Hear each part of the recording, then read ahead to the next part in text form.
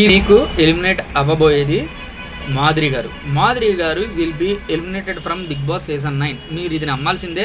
మనం ఏ రిపోర్టు అబద్ధం చెప్పలేదు, ప్రతిదీ కరెక్ట్గా పర్ఫెక్ట్గా చెప్పాం. ఇది కూడా పర్ఫెక్టే. సరే, దీన్ని కొంచెం డీప్గా అనాలిసిస్ చేసే సమయం వచ్చేసింది. అనాలిసిస్ చేస్తాను, ల్యాగ్ చేయను. విషయం ఏంటంటే, లాస్ట్ వరకు గౌరవ్ అండ్ మాధురి గారే ఉంటారనమాట. వీళ్ళిద్దరిలో జెన్యున్గా ఎలిమినేట్ అయ్యింది మాధురి గారికి. ఓటింగ్ పర్సంటేజ్ చాలా తక్కువ వచ్చింది కాబట్టి ఈవిడ ఎలిమినేట్.